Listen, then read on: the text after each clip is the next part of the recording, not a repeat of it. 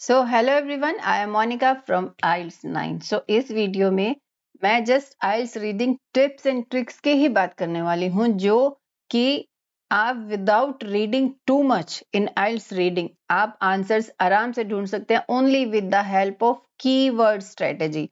But here जैसे कुछ questions तो हम कीवर्ड स्ट्रेटेजी से इजीली ढूंढ सकते हैं, but there are many questions. उसके अलावा जो क्वेश्चंस बचते हैं तो कुछ क्वेश्चंस को थोड़ा पढ़ना पड़ता है। ऐसा नहीं है कि कीवर्ड स्ट्रेटेजी आपने फॉलो की और सारे ठीक हो गए, उसमें कुछ मिस्टेक भी हो सकती है। इसलिए थोड़ा ऊपर नीचे जहां पे आपको कीवर्ड्स की लोकेशन मिलेगी पैराग्राफ्स में, डेफिनेटली थोड़ा ऊपर नीचे उसको पढ़ना पड़ेगा, आपको थोड़ा समझना होगा, तब आपके आंसर्स करेक्ट हो सकते हैं। तो अभी मैंने अपना होमवर्क पहले किया है।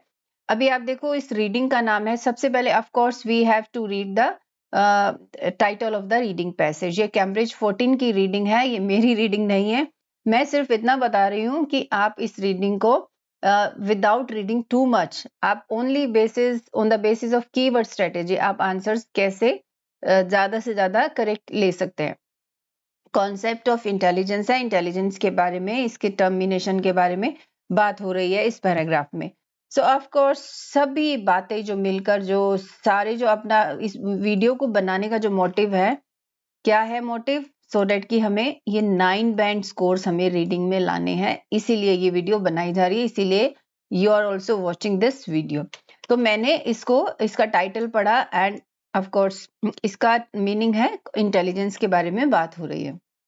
अब फर्स्ट टाइप का क्वेश्चन जो मेरे पास है वो है विच section contains the following information. तो पहले इस क्वेश्चन की बात नहीं करूंगी, पहले सभी क्वेश्चंस देखो कि क्या टाइप के क्वेश्चंस हैं। तो इसमें सबसे पहला टाइप का क्वेश्चन है विच section contains the following information.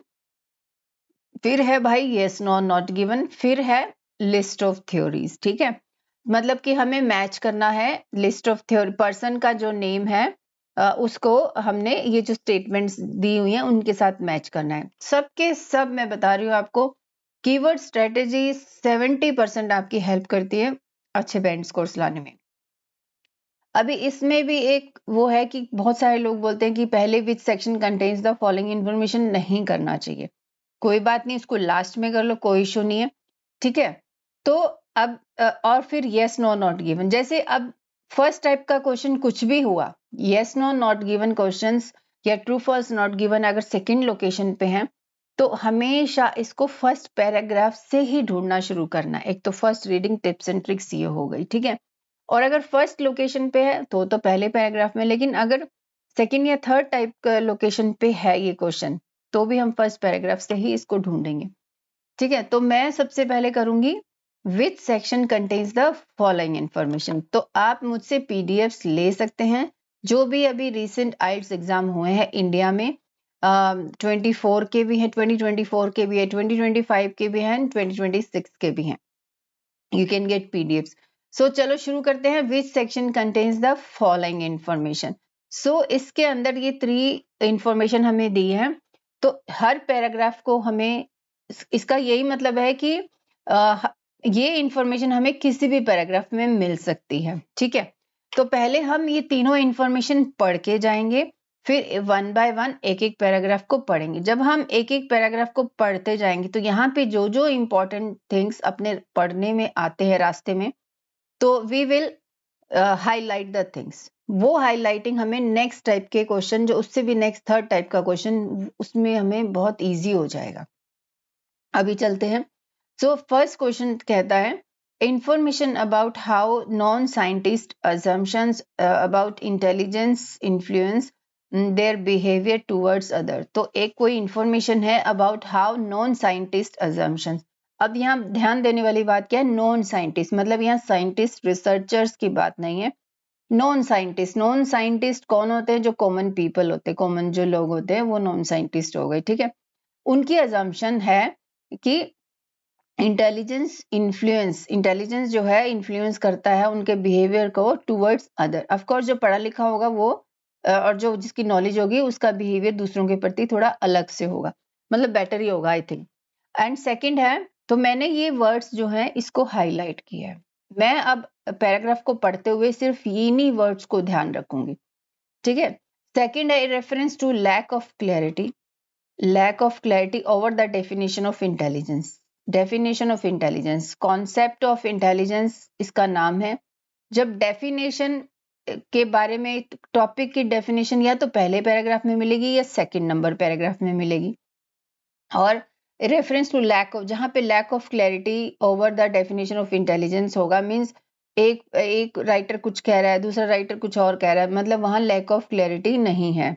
ठीक है, तो ये है, मान के चलो फर्स्ट या सेकंड पैराग्राफ में हमें डेफिनेशन मिल सकती है। थर्ड है the point that researchers implicit and explicit theory में बी वेरी डिफरेंट। रिसर्चर्स जो हैं उनका इम्प्लिसिट एंड एक्सप्लिसिट थ्योरी के बारे में पॉइंट अलग अलग है। ठीक है, मे बी वेरी डिफरेंट। तो जहां पे इम्प्लिसिट एंड एक्सप्लिसिट थ्योरी के बारे में लिखा होगा, बस हमें इतना सा देखना है कि वो डिफरेंट है या सेम है। ठीक है, अब फर्स्ट पैराग्राफ है, I request you to do practice with me. ठीक है, तो अगर आप प्रैक्टिस करते हो तभी आपके आइल्स 9 आइल्स रीडिंग में 9 बेंच स्कोर्स आ सकते हैं। ठीक है, तो फर्स्ट पैराग्राफ पढ़ते हैं। Looked at in one way everyone knows what intelligence is, मतलब आई थिंक डेफिनेशन स्टार्ट हो गई है। Looked at in another way, no one does. In other words, people all have unconscious notion known as implicit theories of intelligence, but no one knows for certain.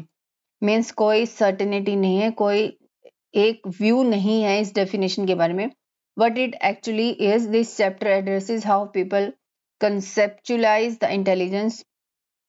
तो अगर मुझसे पूछो तो हम इसको reference to lack of clarity over the definition of intelligence हम इसको select कर सकते हैं ए पैराग्राफ के लिए। ठीक है, हमने जब इस क्वेश्चन स्टेटमेंट को पढ़ा, बहुत अच्छे से हमने इसको एनालाइज किया, how we can find the answers. Now B paragraph पे चलते हैं। Let me clear all the things hair.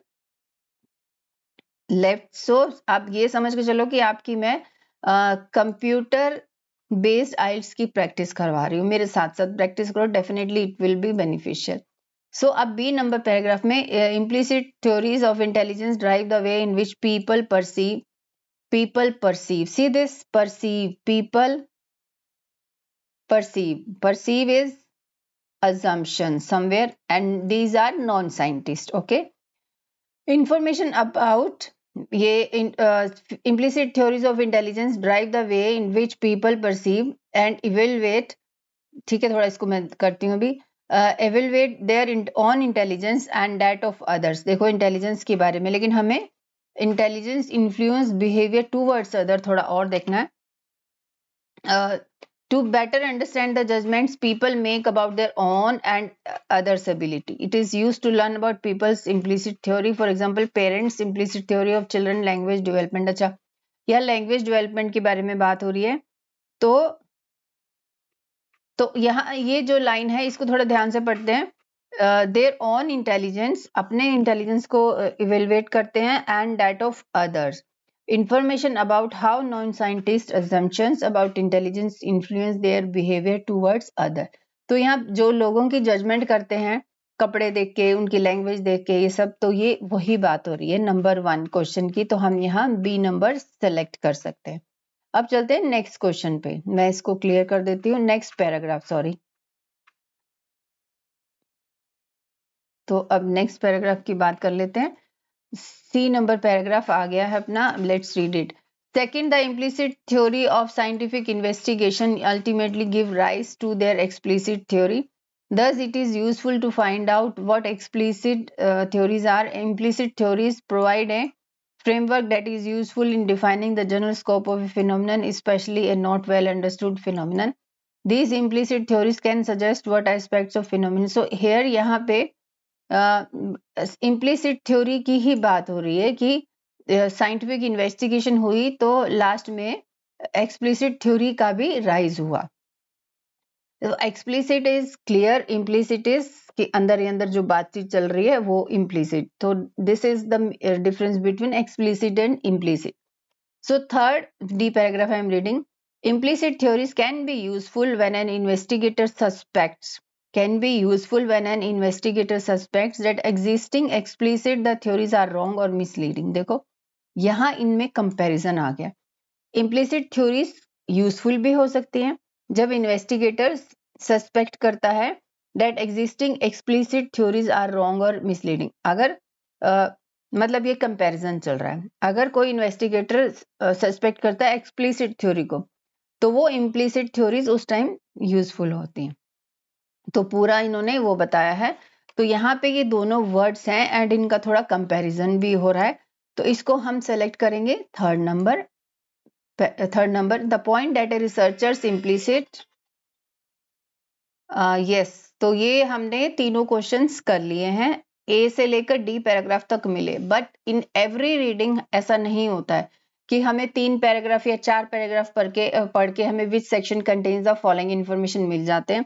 तो मोस्ट प्रोबेबली 4 या 5 क्वेश्चंस होते हैं which section contains the following information की, तो उसको थोड़ा थोड़ा पढ़ते हुए अभी हम लोगों को ये पता है कि इस पैराग्राफ में ये बातें हो रही थी। अभी जैसे नेक्स्ट क्वेश्चन अभी मैं निकालती हूँ, 1 मिनट।